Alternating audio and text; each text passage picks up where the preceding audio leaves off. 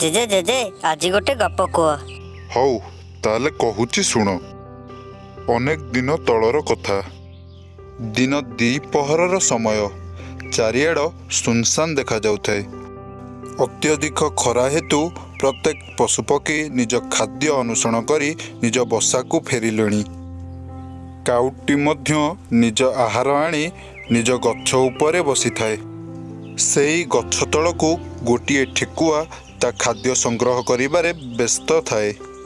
ଠିକ୍ ସେହି ସମୟରେ କୋଉଆଡ଼ୁ ଗୋଟେ ଚିଲଟେ ଉଡ଼ି ଆସି ସେଇ ଠେକୁଆକୁ ନିଜ ପଞ୍ଜାରେ ଉଠେଇ ନେଇଯାଏ।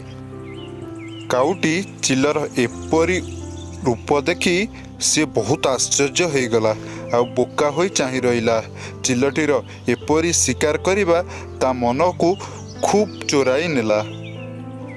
ଏପରି ଦୃଶ୍ୟ ଦେଖି କାଉଟି ମନେ ମନେ ଚିନ୍ତା କଲା, ଆରେ ଏଇ ଚିଲ ଯଦି ଏତେ ବଡ଼ ଠେକୁଆକୁ ଉଠେଇ ନେଇଯାଉଛି ତାହେଲେ ମୁଁ କାହିଁ ପାରିବିନି। ତା ଛଡ଼ା ସିଏ ବି ଗୋଟେ ପକ୍ଷୀ, ମୁଁ ମଧ୍ୟ ଗୋଟେ ପକ୍ଷୀ। ତେଣୁକରି ମୁଁ ମଧ୍ୟ ଏମିତି ଶିକାର କରିବା ଉଚିତ। ଏପରି ଭାବି ସିଏ ତା ପରଦିନକୁ ଅପେକ୍ଷା କଲା। ଠିକ୍ ସେଇ ଗଛ ମୂଳରେ ସିଏ ଠେକୁଆମାନଙ୍କୁ ଅପେକ୍ଷା କରି ଗଛ ଉପରେ ଚଢ଼ି ବସିଲା ଆଉ କିଛି ସମୟ ଏମିତି ଚାହିଁ ରହିଲା।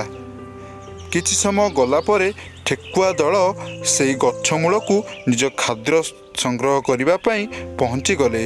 ଆଉ ଠେକୁଆମାନଙ୍କୁ ଦେଖି ସିଏ ଭାରି ଖୁସି ହୋଇଗଲା ଆଉ ମନେ ମନେ ଚିନ୍ତା କଲା, ଆଜି ମୁଁ ସେଇ ଚିଲ ପରି ଗୋଟିଏ ଶିକାର କରିବି। ଏମିତି ଚିନ୍ତା କରି ସିଏ ଦ୍ରୁତ ଗତିରେ ଉଡ଼ି ଆସି ଗୋଟିଏ ଠେକୁଆ ଆଡ଼କୁ ଗଲା।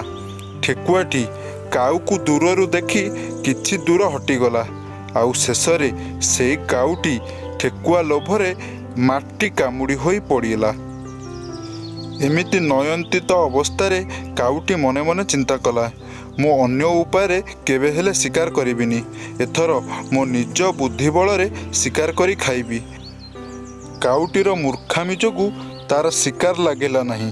ତେଣୁକରି ସିଏ ସେଇ ଠେକୁଆମାନଙ୍କ ଆଗରେ ଅପମାନିତ ହୋଇଗଲା।